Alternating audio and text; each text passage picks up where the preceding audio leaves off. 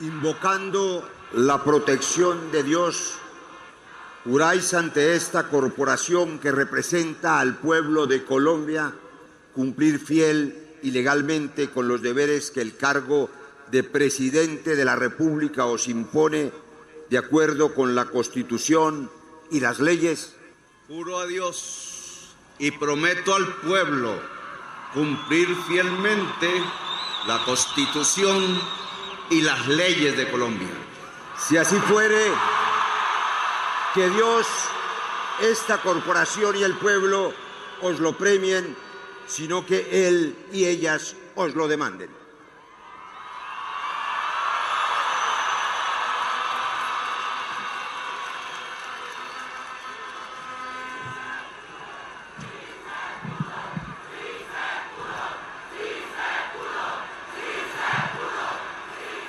Hola a todos y bienvenidos a un nuevo episodio de Presunto Podcast. Hoy vamos a hablar de símbolos oficiales, populares, transgresores, tradicionales, presidencia y posesiones. Y para eso, ¿qué hubo? Juan Álvarez, ¿cómo está? ¿Cómo le va?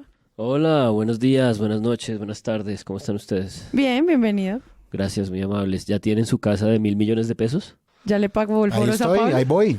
Echeverry me dijo y yo, ahí voy.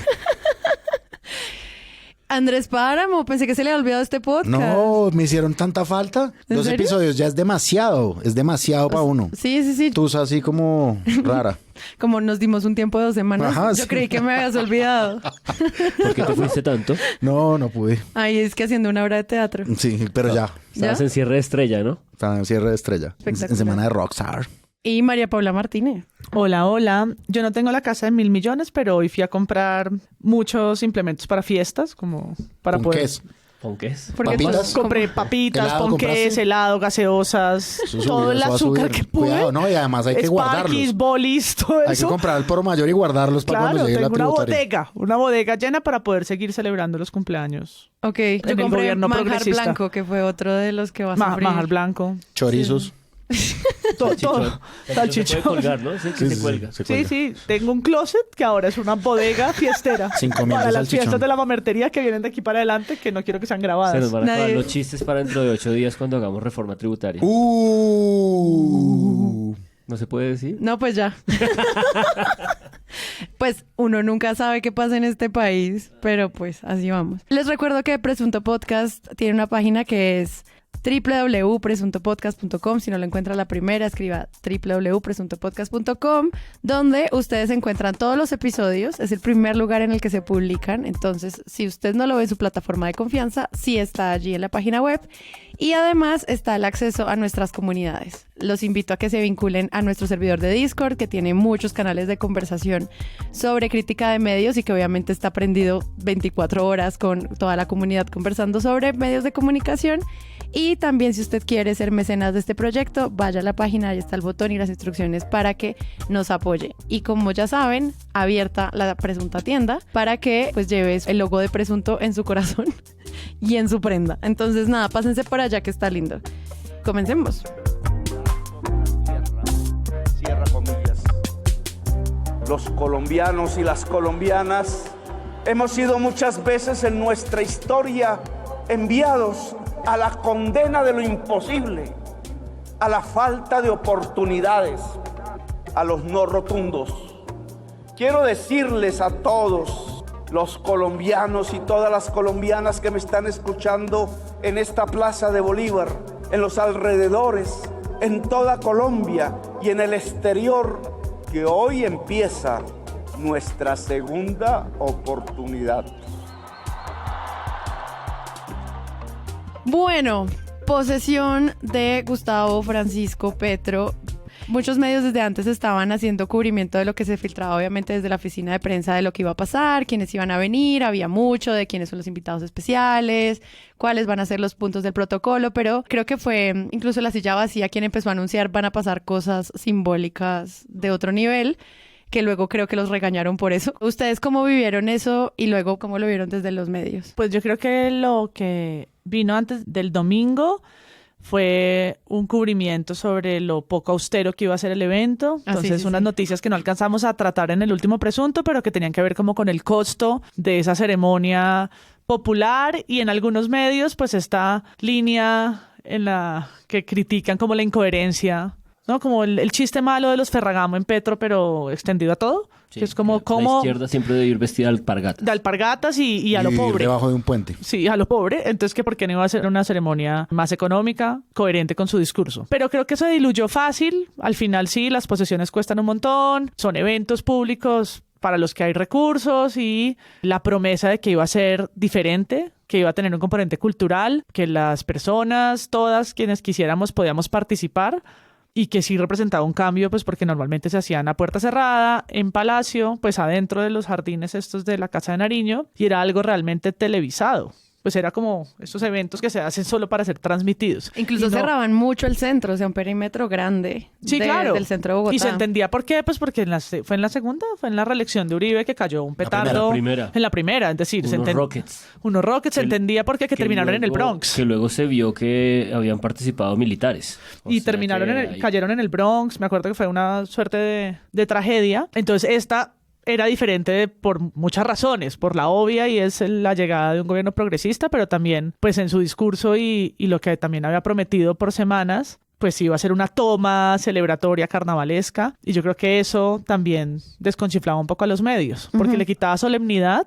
que es creo la manera como tradicionalmente se cubría. Es una cosa solemne con los militares y los cañones y la banda y el himno y los discursos, una sesión clásica del Congreso al aire libre, y ahora iba a ser un carnaval popular, participativo, histórico, simbólico, ¿no? Y los medios, además de primero decir que costaba mucho, no sabían muy bien a qué atenerse, y pues luego vino lo que ya entraremos a paso a describir. Sí, yo solo sumaría ese preámbulo bien reseñado por MP, que yo me levanté temprano y más o menos a la hora que empezó estuve pendiente de la transmisión que fuera, la que hubiera, pues estuve pendiente de distintas transmisiones y acabé enganchadísimo cuando salí a la calle, camino hacia el Parque de los Periodistas, con la de RTBC, ahí en mi celular y luego en las pantallas que las iban intercambiando, porque pues creo que estábamos muy acostumbrados a estas voces institucionales. Recientemente en la posesión del Congreso vimos toda esta especie de censura, de silenciamiento de las voces que estaban allí mismo en el recinto,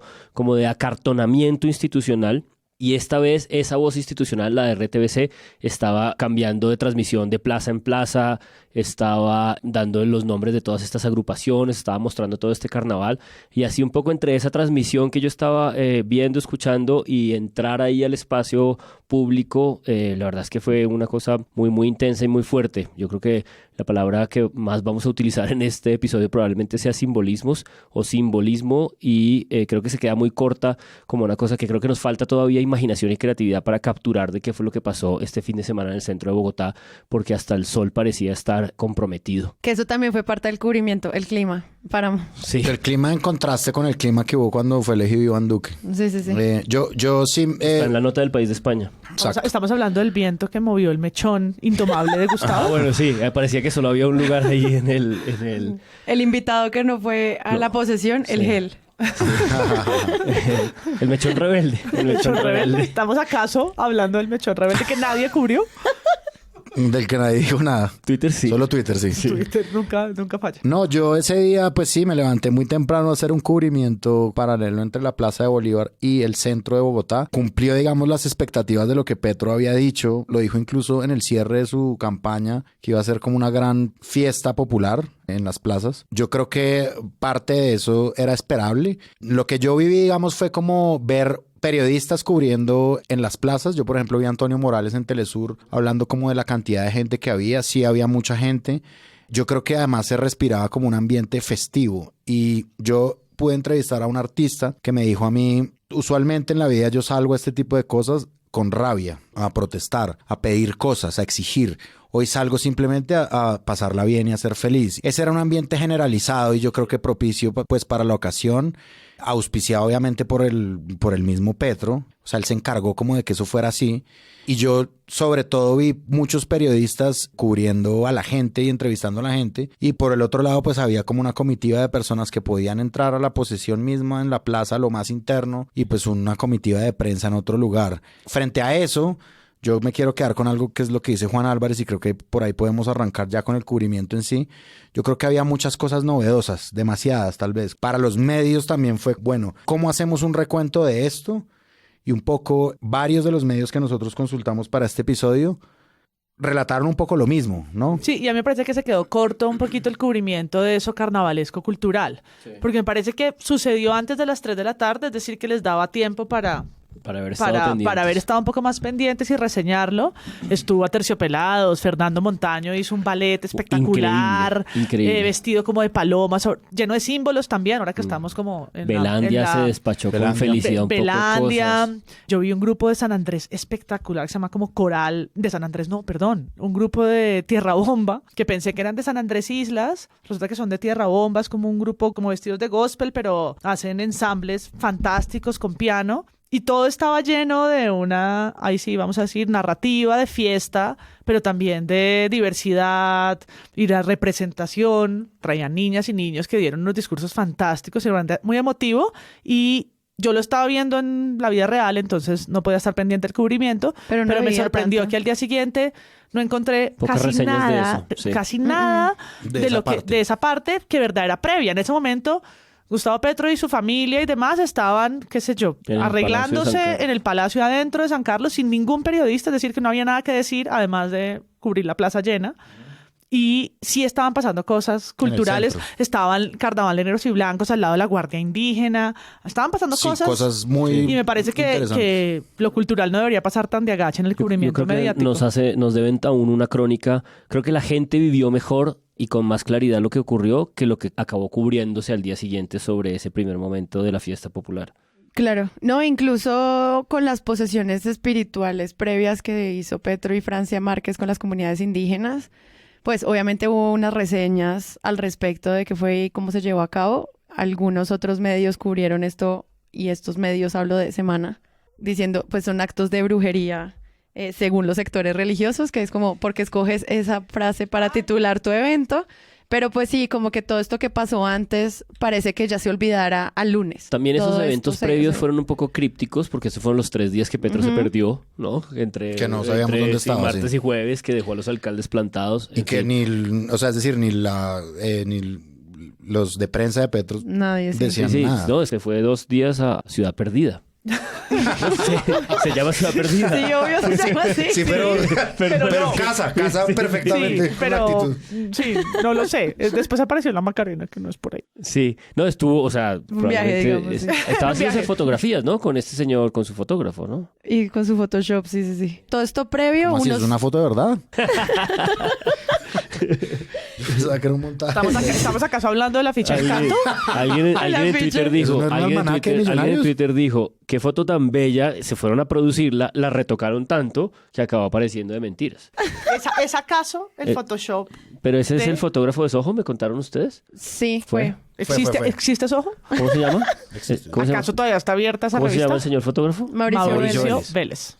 Y lo que quería decir es como una suma de lo tradicional y lo protocolario versus lo transgresor y las decisiones que se pueden ir tomando desde una presidencia. Y yo me imagino los retos de pensar cómo descubrir a la izquierda en el poder para los periodistas, como qué palabras escogemos para titular o qué palabras escogemos para representar estos momentos. Hay 2 cosas que a mí me parecieron muy poderosas. La primera fue una cosa que sucedió en el Parque de los Periodistas antes de que sucediera la posesión en sí misma, que fue que ahí había una barricada custodiada extrañamente por miembros de la policía y por personas de la primera línea encapuchadas, que pues había un montón de gente que había llegado para el discurso, es decir, había llegado a las 3 de la tarde. Querían entrar hasta el Parque de los Periodistas adelante, pues para poder ver la pantalla y tal, y eso era una cantidad de gente pues impresionante, y no sé, sucedió algo que fue que la policía y la primera línea se pusieron de acuerdo y dijeron, entren, esto es de ustedes, y quitaron las barricadas.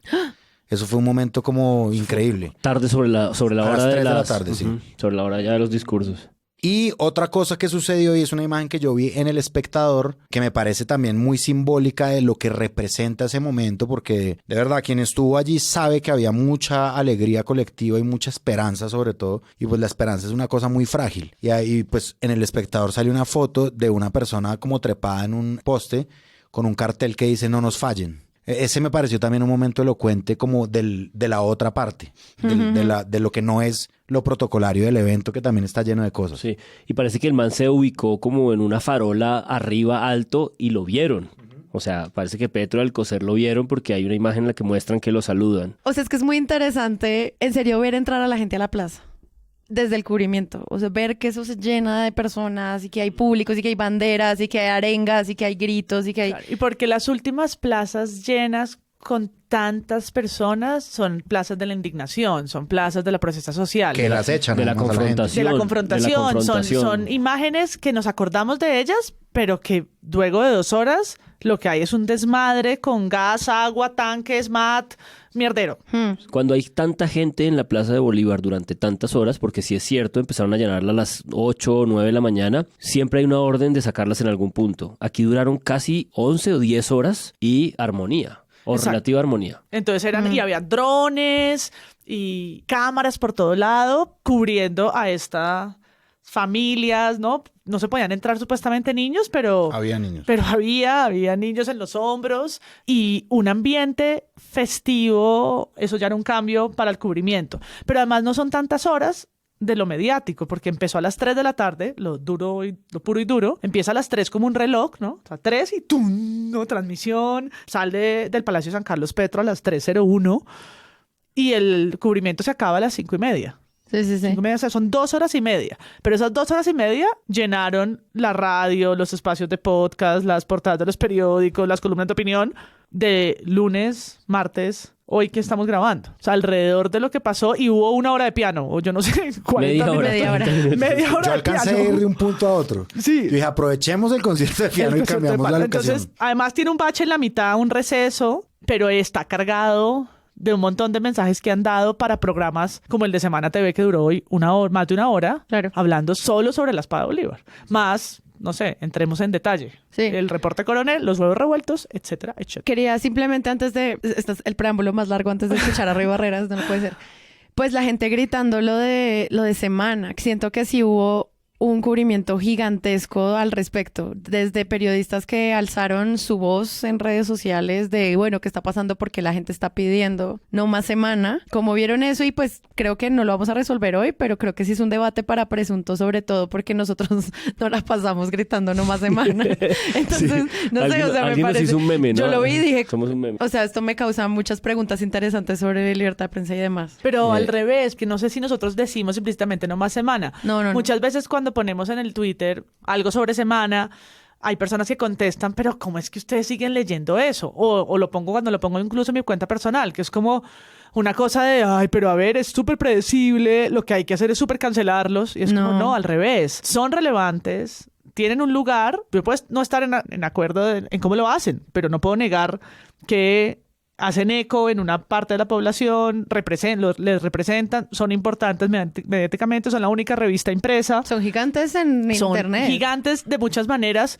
¿Cómo no los voy a leer, aunque no me guste? O cómo no voy a ver Semana TV, más aún si participo de un espacio de crítica de medios, pero además no estoy abogando porque no existan. Participen del debate como todos, permitan que nosotros les hagamos escrutinio porque estamos en el derecho de hacerlo. Sí.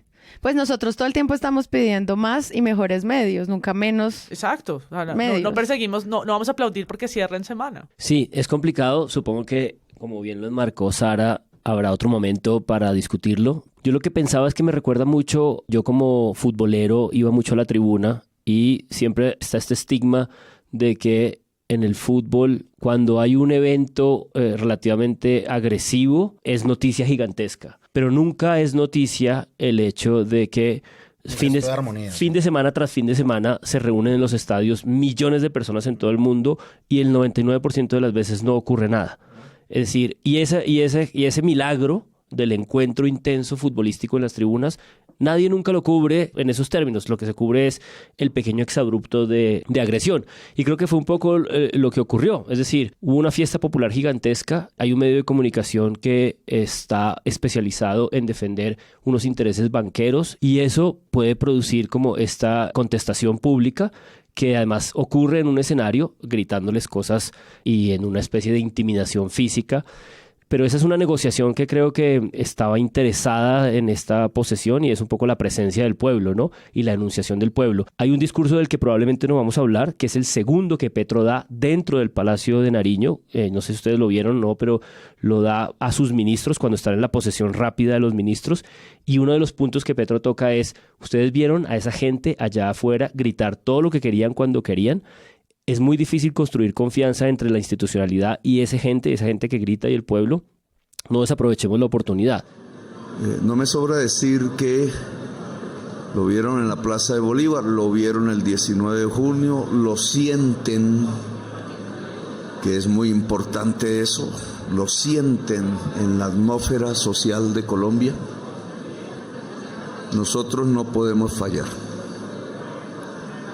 Este es el gobierno del cambio, y el cambio es de verdad, no es retórico, no es discursivo, no es de maquillaje. Un cambio hacia dónde, difícil. Entonces, poco solamente para decir que puede que haya habido este gesto de agresión de la gente, pero creo que es mucho más difícil de entenderlo. Y no debe entenderse solamente como a la luz del exabrupto, sino a la luz como de toda la manifestación popular gigantesca que hubo durante muchas horas en muchos sentidos. Obviamente este es un debate gigantesco. A mí me parece que no es como una cosa menor tampoco dentro del marco de la libertad de expresión y de la libertad de prensa. Yo creo que una buena parte del periodismo que ha hecho Semana es un periodismo estigmatizante en contra de la protesta social y en contra de los jóvenes que han salido a marchar. Exacto. Durante los últimos 4 años. Yo creo que estos jóvenes sienten un gran resentimiento contra ese medio, sobre todo contra ese medio y contra RCN Televisión. Y yo creo que hay un derecho también a manifestarse sobre eso. A abuchear. A abuchearlo, sí, exacto. De todas formas, hay una parte ahí como muy real también, y es que estos son los periodistas rasos de Semana, los que están ahí. Es decir, la gente no le está gritando eso a los Gilinski directamente ni a Vicky Dávila. Y están en indefensión, en un espacio llenísimo de gente. Exacto. Donde cualquier abucheo es también un riesgo alto para... Y es muy probable que esos mismos reporteros ni siquiera estén de acuerdo con las líneas editoriales. Esto me encanta, etcétera. Porque es una discusión del siglo XIX cuando José Hilario López fue declarado presidente por el Congreso. Perdón la intervención ñoña, que a Jordi Carrión no le gustaría porque él piensa que el siglo XIX, el siglo XIX no tiene nada que ver con lo que está pasando hoy. Sí. Pero sí, es verdad que es una discusión larga. Es larguísima. Y porque además yo sé que esos periodistas... Es decir, esos periodistas jóvenes, periodistas políticos que no son Vicky Dávila y que no son los Gilinski, no sé si creen o no en esa línea editorial, no sé si la defienden, etcétera. Son personas que están allá trabajando. De todas formas, representa una marca que sí ha estigmatizado a muchos jóvenes y a muchos de los jóvenes que seguramente estaban ahí en ese momento. Y gritar en contra de un medio, pues de un medio tan poderoso también obviamente es un derecho. Ahora, la línea sí es, digamos, difusa, me parece, entre... O sea, hay una línea clara, es decir, yo no creo que uno deba agredir a un periodista, etcétera, básicamente ni a ninguna persona. La cosa es el abucheo y luego el arrojar objetos, ya son... ¿Les arrojaron cosas? Sí, sí. Hay denuncias de periodistas que sí, les arrojaron cáscaras, objetos que la gente tenía pues ahí a la mano, como parte del abucheo, que creo que es normal cuando sucede algo así, o sea, abuchean a alguien y a veces hay una respuesta colectiva masiva, ¿no? Que de chiflar, ¿no? Alguien chifla y chifla a todo el mundo, alguien aplaude a todo el mundo. Y sí, en un hilo que publicó la Flip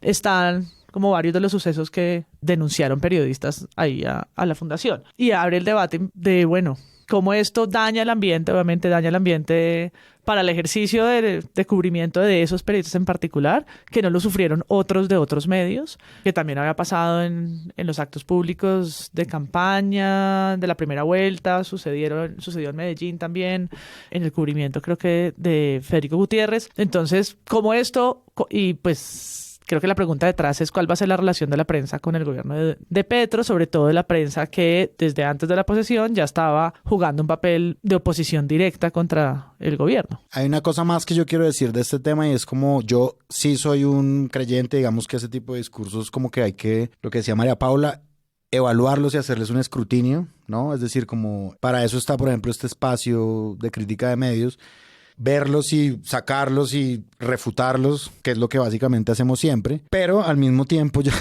yo creo que no todo el mundo tiene el micrófono, ¿sí? Ni el relato, ni como la posibilidad de hacerlo. Entonces, en ese sentido, yo más o menos defiendo que le griten cosas a Semana. Pero de nuevo, yo también trazo líneas sobre eso. O sea, es difícil, este no es fácil, digamos. Desde mi conflicto de interés, por supuesto, los espacios tal vez para hacer esa crítica no son esos los que ayudan al debate público, ¿no? Democráticamente. Pero es que son los que la gente tiene. Sí, el único que la gente tiene. Sí, no, yo creo que cuando nos dicen en redes, ese es otro espacio que me parece muy válido de conversación contra los titulares y contra, no, ese es esto mismo, es otro espacio. Sí, yo creo que hay otros y lo estamos viendo con los años, como precisamente la respuesta de las audiencias es mucho más directa, natural y el señalamiento es sin pudor, ¿no? Este titular está mal o esto no me representa y la gente lo dice, ahí sí, muy diferente al siglo XX, ¿no? Volviendo a la discusión, ese siglo XX mediático sí que ya no se puede ni revisar porque la relación de las audiencias, los medios y la crítica hoy es muy distinta.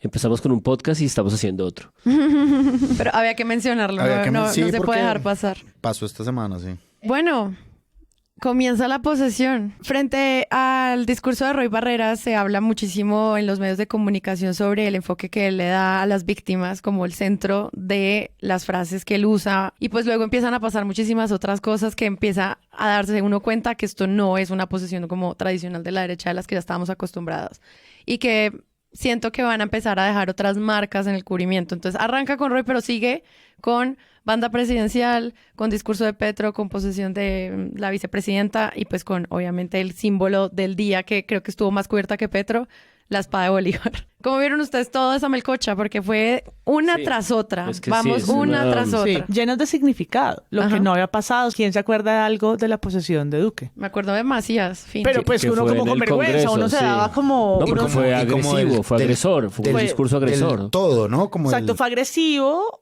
y vergonzante, ¿no? Los que no estábamos de acuerdo ni habíamos votado por Duque, pues nos cogíamos como la mano, ¿no? La cabeza y decíamos como, ¿qué es esta cosa tan horrible? Sí. Pero pues terminó de hablar y solemnidad, chao, ¿no? Una cosa que uno apagaba el televisor y no estábamos lunes, martes hablando todos del discurso, o pues tal vez sí, porque no sé, no era bachiller, Macías o qué sé yo, pero no estaba tan lleno, creo yo, de un significado histórico, pues de todo lo que hemos podido ver en medios estos 2 días. Yo creo que el reporte Coronel, por ejemplo, ¿no? Que lo que hace es arrancar y decir es que llevamos 45 días en esto. Esto no fue una ceremonia tampoco llena de un pastiche de cosas, ¿no? Como póngale una flor, una mariposa, una espada y hagámoslo simplemente folclórico. Está lleno de significado histórico, tanto que esto empezó hace 45 días a discutirse con el Ministerio de Cultura, con la Cancillería. La espada de Bolívar tuvo no lo contó Daniel en sus minutos en la W Radio,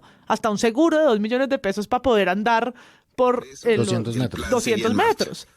Los inconvenientes arrancaron apenas el viernes pasado, la antevíspera de la posesión. Palacio empezó a poner obstáculos. Primero se preguntó si la reliquia histórica estaría segura.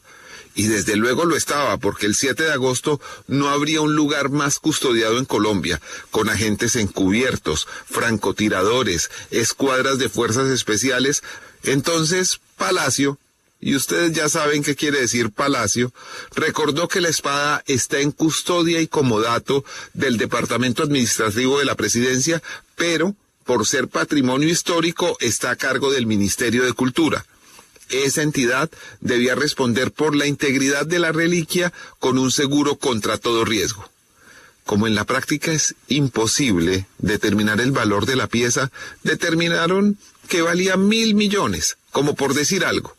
Le aseguraron por 24 horas, contra todo riesgo, el Ministerio de Cultura solo tenía que pagar 2 millones de pesos por la prima del seguro. Todo estaba listo, pero ayer en la mañana, el presidente Duque decidió que no. ¿Por qué? Porque yo soy el presidente hasta las 3 de la tarde. Y ya nadie volvió a argumentar.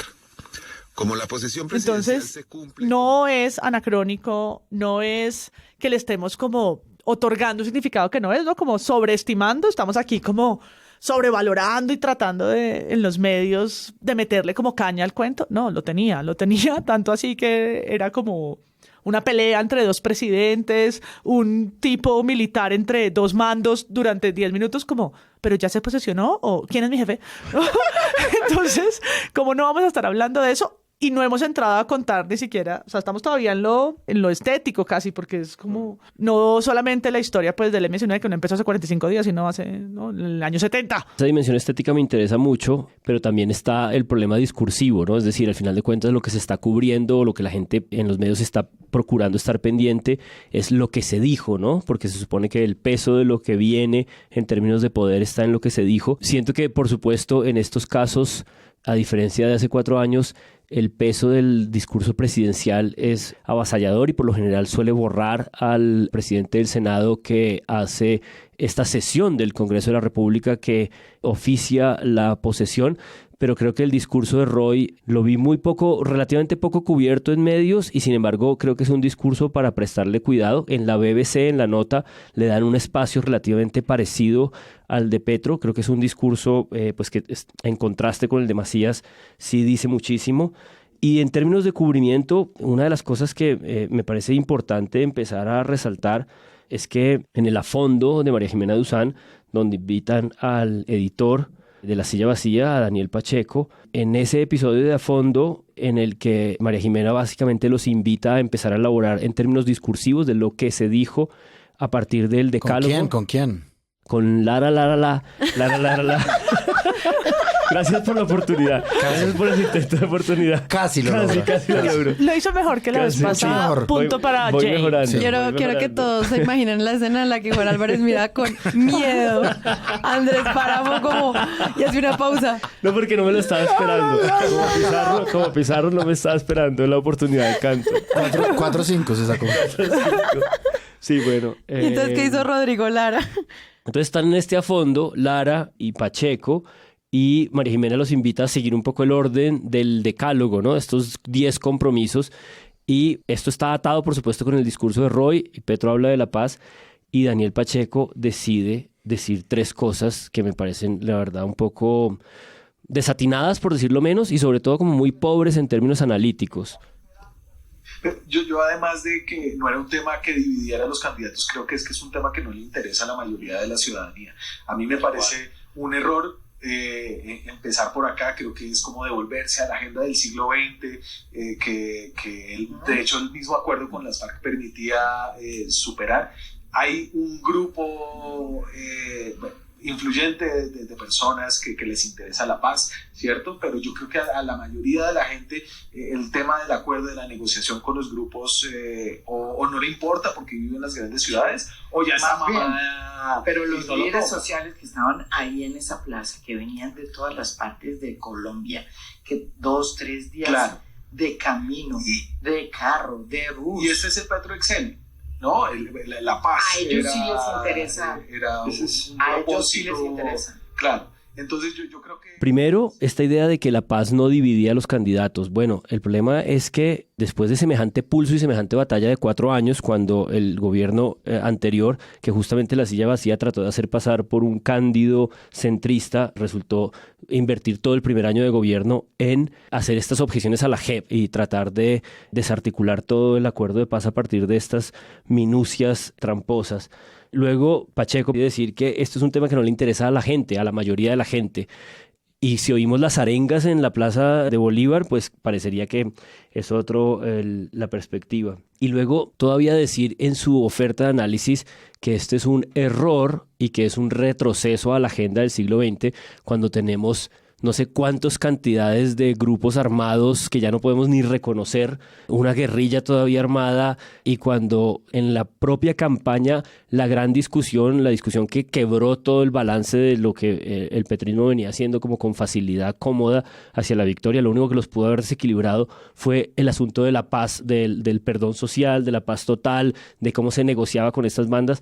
Es decir, me parece como un esfuerzo como iconoclasta muy pobre y me parece muy diciente de esa línea de La Silla Vacía reciente y de lo que puede seguir pasando en esa portal de noticias ahora que Juan Esteban Lewin no está. Oír que le pareció un error empezar un decálogo ¿con la paz? Con la paz. Yo al contrario pensaba que era muy estratégico y muy significativo, muy lleno de sentido que arrancara su discurso y coherente además con lo que venía diciendo en su campaña y después de su elección, que arrancara por la paz, Y también me llamó la atención cuando oí a Pacheco decir esto que lo retrocedí, como, ¿what? ¿Como un error en este país? No solo porque, por lo que acaba de decir Juan de ese desatino, la Comisión de la Verdad entregó su informe hace un mes. Hace máximo. Un mes, o bueno, el 19 de junio creo que fue la entrega del informe, entonces, porque no es una agenda, es la agenda. Es decir, que el presidente arranque diciendo vamos a cumplir las recomendaciones del informe, no puede tener más sentido de realidad, por un lado. Uh-huh. Y incluso después oyendo espacios como el de María Andrea Nieto o Vicky en Semana, pues la misma derecha le contradice, porque se sentaron a hablar del Clan del Golfo, el terrorismo. Claro. Es decir, para la derecha la paz sí divide y sí es un tema. Entonces, ¿cómo así que anacrónico? Yo creo que es como algo que estaban esperando ellos, que en ese mismo episodio amplían más, y es como que debe haber empezado por corrupción. Como que básicamente este era el tema con el que se dio la lucha contra Rodolfo Hernández, entonces por tanto era el tema de la agenda, que es como el 1.7 de Petro, que pues lo menciona, pero pues yo no sé pues en esos decálogos si las cosas van en orden o no, pero sí creo que impactó mucho en la prensa como por dónde arranca Petro y qué otros temas toca. Pero Petro arranca eso le da material a los periodistas. Petro arranca por la paz y Roy arranca hablando de las masacres porque somos un país dolido, y arranca poniéndolas en escena de una forma más muy poética, porque Roy es muy poeta. Él lleva toda su vida preparándose para este momento. Pero arrancó por ahí. Roy, entonces, ¿cuál es la Roy lleva toda su vida preparándose para todos sus momentos. El médico poeta, es que el congresista poeta político. No me trates mal a Roy, por favor. No, Roy fan, sigue haciendo poesía, por favor, en el Congreso. Pero digo... Nadie nunca, pero dale, continúa. No, pero yo sí creo que es un discurso de muchas maneras políticamente poético. Total. Y no es en vano que arranque hablando de masacres. En un domingo como hoy, pero 2 de la mañana, 84 personas, niños, mujeres y hombres, murieron calcinados después de un atentado guerrillero. Fue en Machuca. En un sábado como ayer, 119 seres humanos refugiados en una iglesia fallecieron tras el estallido de una bomba en un combate entre guerrilla y paramilitares. Es la herida de Bojayá, que es una herida en el corazón de Colombia. Un miércoles cualquiera, en Pueblo Bello, un corregimiento bello, como tantos, se habían desaparecido medio centenar de vacas. Sí, de vacas. Los paramilitares decidieron que por cada vaca debería ser eliminado un ser humano. 43 campesinos aparecieron asesinados, uno por cada vaca. Otros centenares fueron desaparecidos, centenares más fueron desplazados, centenares, miles, incluyendo 6.402 inocentes asesinados por indignos agentes del Estado. Tantas heridas en el corazón de Colombia, de esta piel, de esta patria hermosa, lastimada. Sí, centenares y miles también de soldados y policiales, incluyendo los que han sido asesinados hace pocos días. Jóvenes, muchachas y muchachos, sencillos servidores públicos de los que no conocemos sus familias, que hoy aún sufren, asesinados por organizaciones criminales generadas por esa maldición del narcotráfico a la que el mundo consumidor se niega a dar una solución inteligente, reguladora y preventiva. ¿De qué historia venimos? ¿De dónde venimos? Habló de Bojayá. Que se atreva a eso. Que se atreva a eso delante de los mandatarios internacionales, que arranque diciendo es que este es el país que somos. Por eso esto es histórico. Esto es la herida que todos tenemos. Estamos todos traumatizados y aquí estamos. A mí me faltó cubrimiento del Y por eso digo, Roy. ¿cómo es que al otro día dicen, ay, súper desatinada la Desatinado, paz? ¿Qué agenda error. del siglo pasado? Siglo XX. No, pero... Además, sí, es como, bueno, esa es tu opinión, pero ¿cuál es tu oferta de análisis? De acuerdo. Sí, yo creo que hay una cosa que Pardo en la BBC ve que Pacheco evidentemente no ve, y es que Petro es mucho más que Petro. Dice Pardo, Petro es como el representante de un proceso histórico. Que se ha obviamente retratado muchas veces. Daniel Coronel, de hecho, cuando Petro ganó, sacó una foto de Petro siendo guerrillero entrevistado por él y Petro siendo elegido como presidente en su discurso. Eso es un proceso institucional ganado por la paz. Es decir, el hecho de que un exguerrillero sea el presidente de Colombia dice algo de Colombia y está diciendo que Colombia puede aceptar la reconciliación por la vía de la paz. Y además, a mí sí me parece que hay una línea temporal directa que Pacheco en su universo paralelo no es capaz de ver, y es la firma del acuerdo de paz con las FARC, el gobierno de Duque tratando de destruir eso, sí, el paro nacional y la elección de Petro. Es directa, y sí me parece que es como unos hechos que le parecen anacrónicos, pero pues son hechos que están pasando. Sí. Esto que dices de esa preeminencia de las curvas históricas que estaban en juego, en la transmisión de Caracol, cuando estamos en este intermedio de 10, 15 minutos donde dan la orden para que la espada venga y hay que esperar y todo el mundo empieza a delirar como, puta, la espada viene, no viene. Como presidente de Colombia, le solicito a la Casa Militar traer la espada de Bolívar.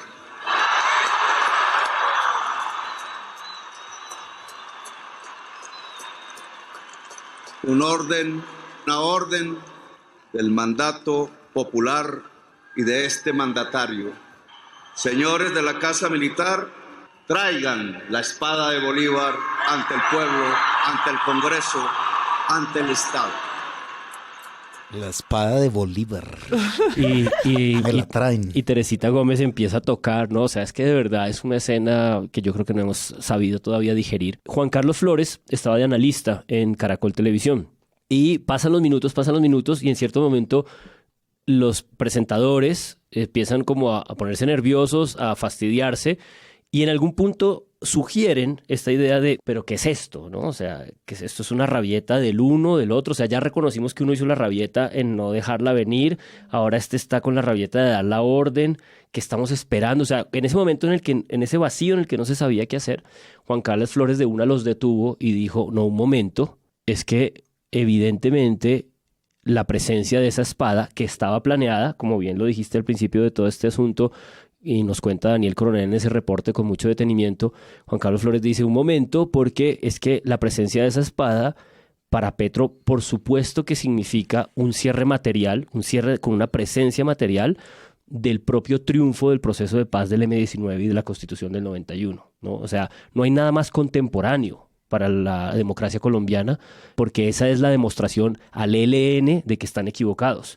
Esa es la demostración de que sí hay un discurso distinto y una realidad distinta cuando un presidente de la República, aquí se ha dicho de parte de todos los periodistas de este país, qué síndrome tan extraño que todos los presidentes de la República, cuando se convierten en expresidentes, empiezan a hablar del fracaso de la guerra contra las drogas. Y este presidente, en sus primeras líneas de su discurso, empieza a hablar del fracaso de la guerra contra las drogas. Entonces, esa observación de Juan Carlos Flores que los dejó secos a los presentadores de Caracol Televisión porque les hizo caer en cuenta, bueno, tal vez no es un capricho, ¿no? Y eso a propósito, ya para cerrar, también de nuestras intelectuales de izquierda que trataron de hacer de esto todo un problema fálico, simplificando lo que yo creo que es una densidad material y una densidad histórica que además tiene la densidad de los últimos 45 días, o sea, son unas capas de densidad que no creo que podamos despachar con comentarios, digamos, iconoclastas y vergonzantes de lo que pasa, porque además se convirtió en un problema internacional, ¿no? En España también se abrió toda una discusión. Porque el rey no se paró. Pero en el cubrimiento de los medios yo creo que hay dos líneas. La que reconoce esa simbología, entonces está la nota que hizo Daniel Pardo en la BBC, está el País de España está también. El País de España, y está la otra línea donde yo encontré el reportaje que hizo María Andrea Nieto, corto,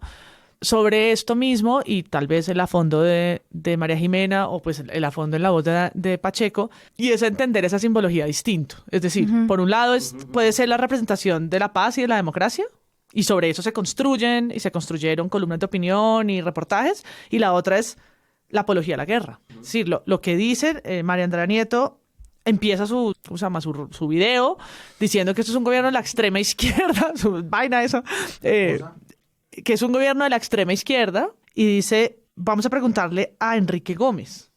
Claro, qué bien, por supuesto. Qué bien, buena fuente. Enrique fuente. Gómez analiza también de manera muy pobre la situación para terminar enmarcándolo en una frase lo que para él es la justificación de una dictadura. Ya van en dictadura. Entonces, dictadura. Por la primera petición Claro. al... ¿Cómo es que se llama eso que piden? Casa militar. Casa militar. Y Miguel Uribe, que es wow, la otra qué persona que bien. opina, Balance en esa mesa. la otra persona que opina dice que la espada de Bolívar representa que la lucha armada sí vale la pena. Es el metaverso, es otra mirada, ¿no? Para unos es el símbolo de la paz y del proceso y el objeto, ¿no? De la constituyente, y para otros es lo contrario completamente, ¿no? La guerra representada y la continuidad de la violencia. Y eso mismo me lo encontré en el espacio de Semana TV de Vicky Dávila, en donde Juana Cataño, la exdiputada del Valle, y Nancy Patricia, la exconsejera presidencial para los derechos humanos, dice, estas son las formas de violencia combinadas para llegar al poder, el terrorismo, el clan del Golfo, o sea, estaba más lejos. Y dice, es la forma de romantizar, que le parece que es muy grave, esto lo dice Juana Cataño, que es muy grave la forma en la que con la espada de Bolívar se romantizó la violencia y que le preocupa de sobremanera el mensaje violento que está mandando el presidente Petro. Ahí hay dos líneas mediáticas muy, muy distintas. En esa mesa hay que decir que me sorprendió la posición de Vicky, porque llama a varios a su mesa y ahí están las dos posturas. Por un lado están Nancy Patricia y Juana Cataño defendiendo esto, y están otros panelistas más por la línea liberal, ¿no? Que dicen, pues no, a mí me parece que tiene una carga democrática valiosa, ¿no? Claro. Llena de sentido. Bueno, pero sí es muy interesante ver medios y medios hablar horas y horas de eso. En términos históricos es la carga entre la monarquía y la república, ¿no? O sea, la espada de Bolívar es el señor que anduvo en burro durante la mitad de su vida para liberar un territorio de un rey de España.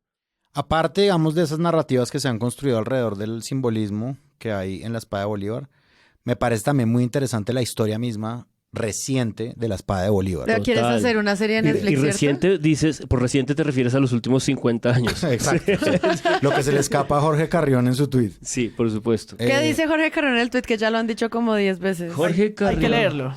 Hay que leer. Jorge Carrión o Jordi Carrión. Yo lo leo. Es un escritor español. ¿Catalán?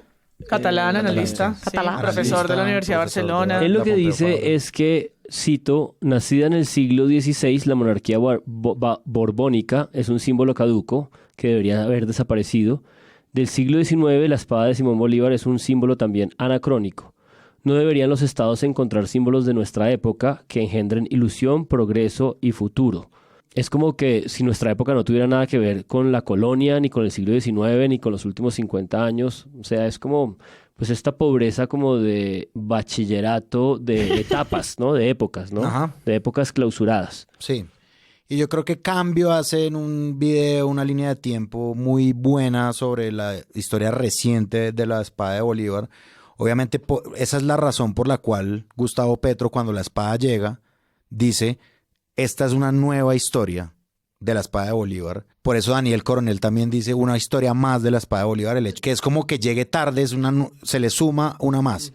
Y me parece muy interesante lo que hace Cambio, que es un video en una línea de tiempo desde que se la roban. El M-19, que eso fue también anunciado por el mismo M-19, pautando en periódicos durante bastante tiempo hasta que dicen... Llegó el M-19, ese mismo día se la roban. El recorrido que hace por Bogotá... por algunas partes de Colombia, Cuba, Panamá, vuelve a Bogotá y, en fin, termina en Navarro. No es solo la espada de un monumento al Libertador como uno puede entreleer en el tuit de Carrión. No es solo la espada de Bolívar. No es solo la espada de Bolívar. Ahí él está desconociendo un contexto político contemporáneo muy importante. Es la espada de la transición del siglo XX al XXI en Colombia, porque es la espada que conduce a... el estallido de una guerrilla que se toma la vocería de todas las demás guerrillas, se desmoviliza antes que cualquiera en un acto como acróbata y veloz y produce la Constitución del 91. Claro, porque Navarro se la entrega a Gaviria. Exacto, entonces está desconociendo todo ese contexto y no es equiparable a la discusión de los monumentos, que es como decir, ay, qué anacrónico es este ecuestre caballo de cualquier españolete que está en... No. Y esa es una discusión del putas sobre lo patrimonial y sobre la memoria, que tampoco es anacrónica, pero no es equiparable. Claro. Porque que no es solamente un elemento de bronce que está ahí puesto con solemnidad no sé dónde, porque pues es que con el robo del M-19 se convierte en un elemento político contemporáneo, actual. sobre todo cuando estamos eligiendo Gustavo Petro Urrego, ¿no? Hay una cosa que a mí me parece muy bello porque es una manera de decir que lo que no es contemporáneo es Bolívar y sus estatuas. Ah, sí, no, eso no tiene nada que ver, sí, ni idea. En cambio, su espada, su objeto, o sea, el objeto que lo trasciende, es decir, hay más espada que Bolívar en la frase la espada de Bolívar. Por supuesto, y si tú estás viéndolo desde Bolívar, el anacrónico eres tú. No, y además hay una cosa que a mí sí me parece muy diciente de todo esto y es la entrevista que le hace Coronel a Petro, ya elegido como presidente, todavía no posesionado, que Petro usa un término de ese tipo de izquierda radical que se tomó las armas, que es nosotros recuperamos la espada. Y Coronel le aclara y le dice, se la robaron. Y Petro le dice, no, la recuperamos. Es decir, es una cosa que a él le queda de eso, ese término recuperar. Como y que, por supuesto, simboliza algo todavía para él, que ahora es el presidente, democráticamente elegido, como un triunfo institucional, como dice Pardo en su nota de la BBC. Sí, no, y eso sumándole como todo el intercambio de poder con Duque, que muchos medios enfocan pues también el cubrimiento hacia el berrinche del expresidente Iván Duque. Expresidente. Sí, quedó grabado. Wow. Sí. Ay, yo vi un tuit de Mayarino que me encantó, ¿lo vieron? No. No le peto mi pa. Pero fue eso, porque no solamente... Pues, o sea, Coronel, esa es la crónica de Coronel también. Que hay un momento en el cubrimiento que es la silla vacía días antes dice van a hacer algo con la espada de Bolívar o le parecer Petro va a caminar detrás de ella, o sea, como que... Sí, ya estaba en el protocolo. Sí, eso se filtra y ya hay gente que sabe que esto va a pasar, entonces hay mucha gente expectante de cómo va a pasar y cuando no ocurre, la gente empieza a preguntar qué es lo que está pasando con la espada y es... como todo este drama de en qué momento yo soy presidente y antes incluso de presentar a mi vicepresidenta, cierro este ciclo simbólico en el que pues doy una primera orden que es esa. Uh-huh. Y eso también lo hace muy actual, o sea, que alguien diga como ya supérenlo no tiene sentido porque es que al final también es parte de comprender el paso de la derecha a la izquierda, que pues es finalmente lo que pasó el domingo. Que como dice Juan David Laverde, que él cierra la nota, la crónica de él de la posesión, el primer presidente de izquierda en 200 años de vida republicana. Y claramente tiene que ver con eso mismo. Y en la enunciación yo creo que la estructura gramatical, me perdonarán, es importante. Primero, la observación a la Casa Militar usa el verbo solicitar y luego cuando enfatiza dice es una orden del pueblo. Mandato popular, sí. Yo no sé ya cuánto se escribió de la espada de Bolívar en estos días, pero nos quedó claro que fue importante en todo, de todo nivel. Gracias, medios. Minutos antes del drama de la espada, pues Roy Barreras tiene que hacer como la presentación. Creo que el protocolo es así, ¿no? Como presidente del Congreso le entrega la banda al presidente. Pero es que es una sesión del Congreso de la República la que posesiona al presidente. La hacen afuera, a cielo abierto. El discurso del presidente del Congreso llama al juramento al que pues Petro responde leyendo también las frases. Esto de juro por Dios es como está el juramento, el deber ser del juramento. Sí, que está conjugado en castizo, que me jode mucho. Que no entiendo por qué, o sea, si querían romper un protocolo, ese era el protocolo. Que, paréntesis, Francia lo hace cuando llama a los ancestros. Sí. Petro lo sigue al pie de la letra y una vez termina con su mano derecha alzada, el protocolo dice que el presidente del Congreso le pone la banda con la bandera de Colombia sobre el cuerpo. Y en ese momento, ahí se escuchan unos murmullillos y el Petro como cambiando la cosa y sube al estrado María José Pizarro, muy, muy emocionada, ¿no? Se le ve en las cámaras la emoción, ¿no? La contención que tiene así en la cara, emotiva. Que luego por los reportes de prensa nos enteramos que ella no estaba enterada. Ella no estaba tan enterada, entonces lo toma por sorpresa y lo hace, pues es una cosa muy sencilla de segundos en las que pues Petro mete la cabeza entre la tela que le pone, pero ella lo mira con una fascinación de una dicha y lo abraza, vuelve y baja, digamos, al lugar de espectadora en el que estaba. Sí. Pero pues hoy se habló mucho de la chaqueta que tenía, porque además una chaqueta bordada con la cara de su padre, Carlos Pizarro, ex candidato presidencial, comandante del M-19, comandante de Petro en su momento. Asesinado cruel y brutalmente. Y lo que significó para ella hacer eso y pues para todos nosotros ver el momento en el que Petro recibe esa banda y ese abrazo de María José Pizarro. Llamo ahora a una hija de la izquierda, a una hija de la historia, esa historia que fue interrumpida por las balas asesinas, pero que gracias a que usted encarnó esa voluntad, hoy retoma el cauce. Senadora María José Pizarro.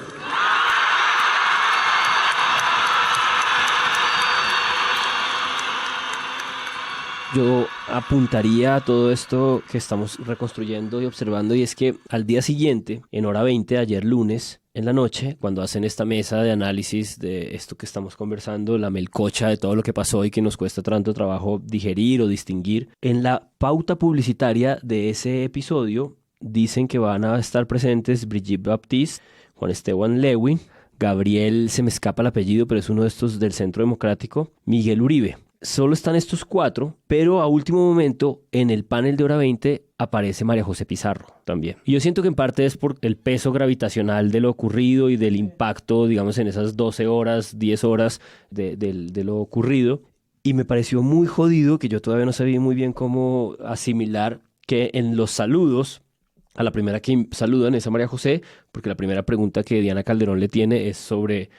Ahí es donde yo escuché que ella no sabía qué iba a ocurrir y cómo fue tu sensación y qué fue lo que pasó y tal. Entonces ella cuenta. Luego saludan a los demás y cuando saludan a Miguel Uribe, uno que está esperando de Miguel Uribe, pues como esta cosa recia de oposición, es bastante afectuoso con María José Pizarro, pero ahí tiene un giro muy extraño que yo me gustaría que lo escucháramos. Ustedes y además, lo juzgarán por su propia cuenta. Recordar que, y yo ayer cuando vi a María José poniendo la banda, pues no pude parar de pensar en mi mamá, que probablemente fue fundamental en ese proceso de desmovilización del M-19 cuando hizo 3 entrevistas con Carlos Pizarro.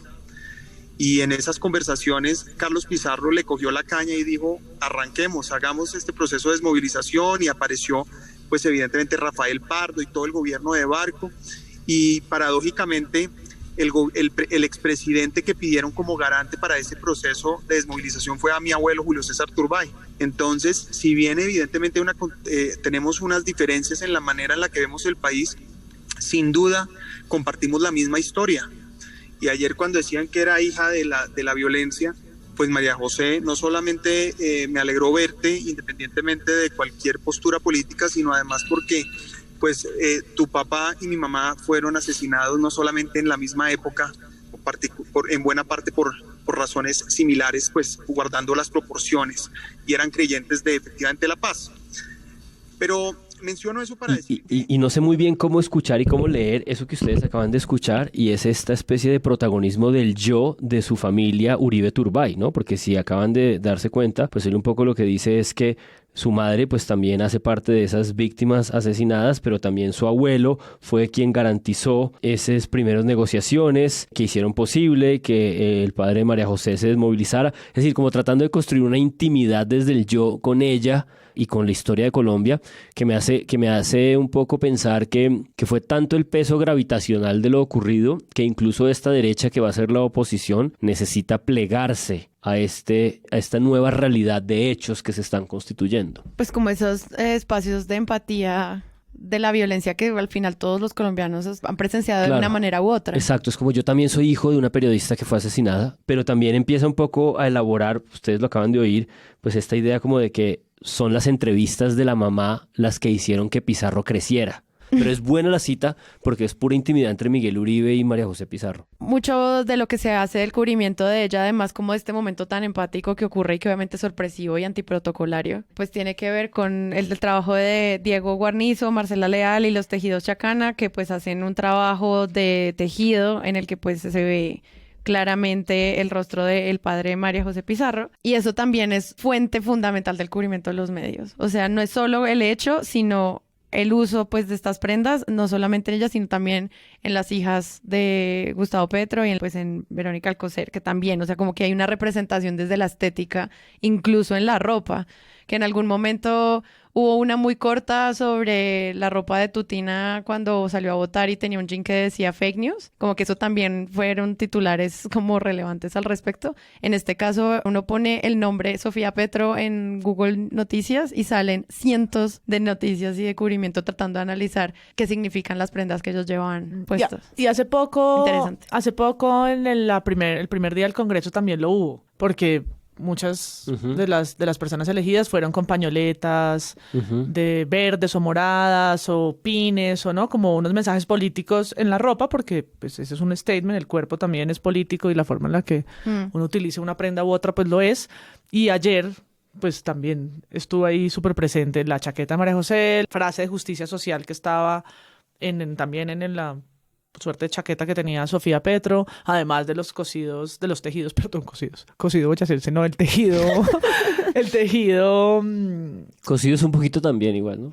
Sí, pero la blusa que tenía debajo de esa chaqueta era también hecha por una comunidad indígena, el vestido que usó Antonella, que era no sé si vieron, es una carta que le hizo Gustavo Petro a su hija por su cumpleaños 14, y el vestido y los pantalones era esta carta agrandada, pues convertida en vestuario. David Racero también vi unos memes buenísimos de Game of Thrones con lo de David Racero, que además él puso un postulado político hablando como sobre la vergüenza y el orgullo, y cómo él portaba entonces ahora un atuendo más autóctono, orgulloso de dónde viene, en sus palabras, pues Francia, que todos sabíamos porque Francia ha hecho de su vestuario un statement político desde el día 1 de la campaña, con los aretes, con el mapa de Colombia, con sus vestuarios, con telas africanas, con su forma de representar la población y la historia de las comunidades negras, afrodescendientes, raizales, palenqueras, ¿no? Esto ha sido parte de su discurso un poco performático del cuerpo todos estos meses. Entonces todos estábamos esperando que viniera con uno de estos vestidos fantásticos con los que ha estado. No era una sorpresa, tal vez por eso se escribió menos sobre el de Francia, porque ya veníamos viéndolo, que sobre los demás que tenían como mensajes más punch. Y el de Verónica, que a mi modo de ver era un poco tradicional y clásico, pensé que iba a ser un poco más transgresora, por como también fue en campaña, pero luego vimos que eso sucedió fue en la fiesta. Menos mal le puso el punto conservador, porque semejante cantidad de cosas que ya estaba fastidiando a Pascual Gaviria. Vieron que nuestro amigo Pascual se quejó en un tuit. Esto además pasó también en Chile, ¿no? En la posesión en Chile, sobre todo demasiado color. Es como si a la gente le fastidiara un poco el color. En el space de hoy martes mismo, hace un par de horas nomás, de Carlos Cortés, que no sé si se dieron cuenta, pero aparentemente se salió de la silla vacía y Charlas con Charlie va independiente porque está como construyendo propio canal de YouTube. Sí, está. Y acaba de hacer un space sobre moda con una tuitera que se ocupa de eso desde hace mucho tiempo, Diana Lulareja y Sofía Petro. Y me pareció fascinante porque Sofía, ya en el afondo de hace unos días con María Jimena Duzán, en esos pocos días que está aquí en Colombia, elaboró sobre pues esta idea, por supuesto, contemporánea de la política, de que la política no es postulados maoístas o leninistas de estructura, sino un tejido de la vida diaria y del comportamiento cotidiano, y elaboró por supuesto también sobre el fast fashion y estas cosas sobre las que yo no sé mucho, pero en el fondo lo que acabó diciendo es, hombre, pues yo me plegué a esta cosa de cuáles vestidos nos íbamos a poner, porque básicamente lo que nosotros hacemos es caminar y estar sentadas. Era la única oportunidad de expresar algo. Claro, exacto. O sea, en este escenario en donde hay tanta atención, la carga discursiva está en estos sujetos de los que hemos conversado, hemos hablado, que dan órdenes, que pronuncian, que dicen, que luego el editor general de La Silla Vacía analiza con pobreza.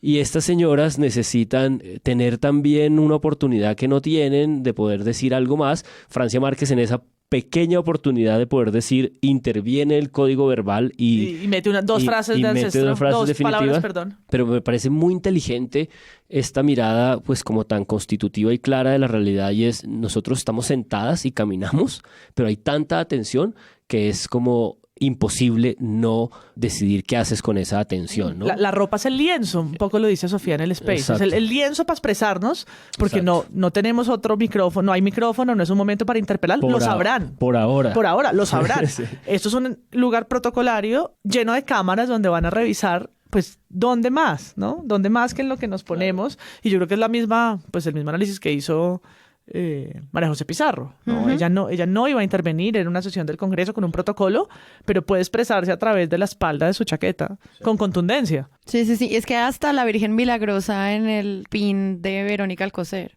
o sea, como hasta ese mensaje sobre como la relación que ella tiene, por ejemplo, con el catolicismo frente como a ser la primera dama, hasta eso tuvo cubrimiento. O sea, hay medios que se dedicaron a pensar, bueno, ¿y cómo vamos a hablar de la Virgen Milagrosa en la ropa de la primera dama? Y el pin de la paloma que le pone Roy al presidente electo, ¿no? Todo eso, que a algunos les parecía pues el pastiche ya del símbolo, pues todo viene provisto de un discurso que para mí es coherente, no es una cantidad de cosas pegadas con babas, ¿no? Como queriendo mostrar una folclorización de las cosas. Al revés, creo que todo tenía un sentido que terminaba estando muy entrelazado. Sí. Yo vi, por ejemplo, la columna de Ricardo Silva en El País, una columna muy linda, tipo Ricardo Silva, en la que él habla de, pues él cierra la columna diciendo como que es el gobierno, digamos, él hace como un recuento de lo que significa, del significado que tiene el gobierno, y él dice, es el gobierno del ojalá. Y yo creo que eso abre una puerta al reto grande que tiene el periodismo con algo que me dijo María Jimena Duzán hoy en una entrevista que yo le hice. Ella me dijo, esta es una nueva era, y por ende la nueva era, gústenle a quien le guste, es una nueva era. Nosotros ya tuvimos una era grande, larga, interrumpida probablemente por un periodo importante, digamos, de Juan Manuel Santos firmando la paz. El resto, la era uribista. Un consenso de derechas. Un consenso de derechas. Y si uno se va un poco para atrás, no podría no ser un consenso de derechas todo el tiempo, pero sí es un consenso como de oligarquías, etcétera, etcétera. Yo no estoy diciendo que Petro no sea ajeno, digamos, a saber eso y aliarse con cierto tipo de oligarquía para poder ganar la presidencia, pues no. Pero sin duda y por la posesión misma, se nota que es algo que no habíamos visto y se nota que abre unos caminos en los que el periodismo tiene que reinventar su forma de hacer sin caer en el aplauso fácil, es decir, ni tampoco en la crítica vacía que ya estamos viendo pues con todas estas cosas de la reforma tributaria en la que ya vamos a entrar, pero sí hay algo sin duda nuevo y hay como medios que han tratado como de crear cosas, otros que se han quedado como en, ¿qué vamos a contar? Bueno, contémoslo planamente, etcétera. Digamos que me parece interesante en ese sentido. Sí. A propósito de eso, yo vi en Manifesta Media una serie de post en Instagram sobre este asunto de la moda que también están muy bien porque pues además de estar toda la información está un poco ahí como la elaboración. Creo que 070 hizo algo también, ¿no? 070 hizo una nota, exacto, en la que 3 expertos hablaban de esta estética, digamos, en la política. Dice como la estética no estática del nuevo poder y hablan pues mucho como de eso que ustedes acaban de plantear. Como puede ser el mejor titular de todos los que haya, así sea medio críptico. Casi que no lo digo, además. Es un trabalenguas un poquito. Sí, pero sí, como que a mí me gusta mucho que si vamos a analizar símbolos, pues que la moda, sobre todo de las mujeres, y pues en el caso de David Racero, sea una historia para contar a partir de lo que ellas pueden decir y no que sea simplemente el meme de lo que le pasó, no sé, a María Juliana, ex primera dama con su carpeta esa verde que tenía encima, que era simplemente un meme. No decía nada ella con su ropa. En cambio, ahora sí es un tema del cuerpo de la mujer contando historias a partir de las decisiones que toma frente a cómo se expresa con la moda. Eso es, la verdad, es muy chévere, o sea, que eso esté pasando. Que no deja de ser conflictivo también porque pues está como este orden de la piel y el lienzo, es verdad, pero también está el orden discursivo. Es decir, creo que el siguiente gran hito será cuando ese orden discursivo lo tome la mujer. Sí, va a pasar. Si no era como en ese espacio tan protocolario, me encanta como ustedes lo plantean desde ese análisis hacia lo que dice Sofía Petro y era el momento para. Y nos estamos fijando en eso no es por primera vez, es decir, por ejemplo, que no haya una alfombra roja, también fue de notar por los medios. Sabíamos, porque Petro lo había dicho, nos habíamos burlado aquí mismo en esta mesa de la alfombra roja completamente estúpida que puso Duque para ir a votar. Y además como también nos fijamos cuando a la vicepresidenta Marta Lucía Ramírez en su momento una persona tuvo que sostenerle al lado parada una sombrilla. Sí, y la señora se estaba mojando mientras le sostenía la sombrilla. Entonces todo eso, claro que importa, no es como que aquí nos estamos fijando porque la mamertería no nos da y ahora todo nos pareció simbólico. No, la alfombra roja de la votación, la sombrilla de Marta Lucía, las formas en las que Duque muchas veces hizo lo mismo, también estaban muy provistas de un significado muy distinto, pero llenas de significado. Hasta es que incluso la foto de contraste de ellos saliendo todos de negro con ellos un poco más coloridos. Por ahí empieza Charlas con Charlie, su space de esta noche. Les dejamos como todas estas notas en las notas del episodio para que ustedes puedan como revivirlo. Y pues nada, logramos vivir un lunes lleno de todo este simbolismo de la posesión y el martes nos cayeron con todo lo de reforma tributaria, que es cuando estamos grabando. Sí. Entonces vamos a ver qué pasa en esta semana, porque como siempre Colombia nunca da espera. Entonces pues muchas gracias para... Bueno, nos veremos. Nos oiremos. Muchas gracias, María Paula. Ay, gracias. Juan Álvarez. Bueno, muchas gracias. Espero poder superar los 10 millones de ingresos para disfrutar de la reforma tributaria de 2023. Dentro de 8 días ya no seremos expertos en símbolos, sino en economía. Juas. ¿Pero tendremos invitada? No lo sabemos. Nos vamos. Se está gestionando cosas, así que pendientes todos y hasta la próxima. Te amamos, productora.